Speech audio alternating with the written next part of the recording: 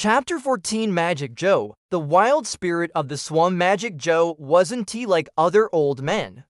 He wasn't slow or tired, and he damn sure wasn't sitting around waiting to die. No, Magic Joe was like a hurricane stuffed into a human body, his energy unpredictable, his presence overwhelming. He moved like a sugar-rushed toddler set loose in a room full of shiny things, all jerky movements and sudden bursts of enthusiasm. He talked fast too fast, like his mind was running 5 races at once, each thought tripping over the next before it had a chance to finish. And he wasn't alone, at least, not in his mind.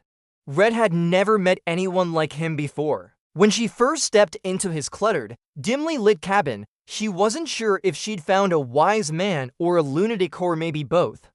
Joe would pause mid-sentence, frown, shake his head, then start up again in a completely different direction, like he was arguing with someone who wasn't there. And maybe he was. Joe's story as he tells it. Red sat stiffly in the wooden chair, the smell of something earthy and spiced filling her nose.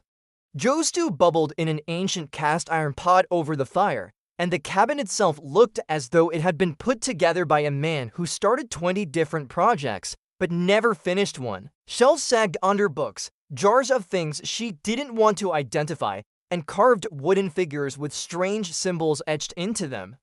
Joe clapped twice and did a little hop, his wiry frame bursting with enthusiasm.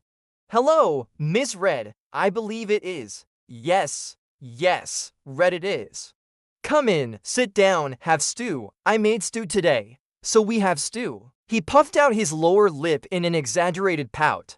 Could have made something else, but didn't, so stew it is. Red opened her mouth to speak, but before she could, he smacked his palm against his forehead and gasped dramatically, I know what you want. I know you want fix, you want Tom, no Thomas. Right, yes. He nodded furiously, his movements so rapid they almost blurred. Something wrong, something bad, something old, and now it's sticking its fingers in places it shouldn't. His eyes flashed with something unreadable. He was grinning, but it wasn't amusement.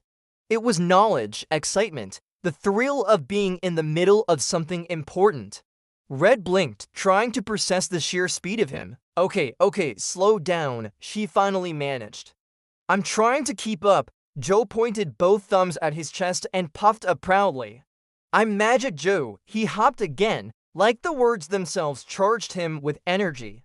Magic Joe, the very same, the one and only, and a damn good name it is. Yes, indeed. Red let out a breath, rubbing her temples. Alright, Magic Joe, what do you think you know about my situation? Joe's grin twitched wider. He waggled a bony finger at her, his dark eyes alight with something unreadable. You looking for help?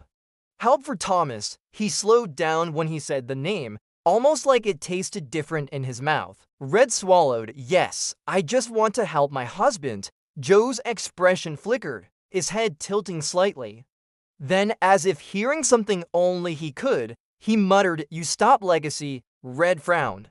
I don't know what that means. Joe's head snapped back toward her, his face suddenly unreadable. You should. The words hit her harder than they should have. And then, just like that, the moment passed. Joe clapped his hands, spun on his heel, and began digging through a cluttered drawer. He hummed tunelessly as he searched, muttering to himself. Red sat there, her frustration rising, her breath quickening. She had held it together for months, pushed everything down, tried to keep Thomas sane, tried to keep Anna from slipping further into her strange, haunted world. But saying it out loud, saying, I just want to help my husband, made it real in a way that shattered something inside her. Her shoulders shook before she could stop them. Her face burned with frustration, fear, helplessness. Joe, holding a box of tissues triumphantly, turned back to see her crying. His expression faltered. He hesitated.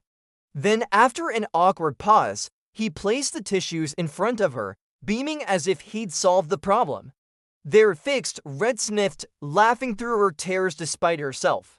Thanks, she muttered, grabbing a tissue. Joe frowned when he saw she was still crying. His foot tapped rapidly against the wooden floor, his fingers twitching at his sides. I help, he said quickly, nodding as if convincing himself. Joe help Red, Joe promise. Red wiped at her eyes, shaking her head.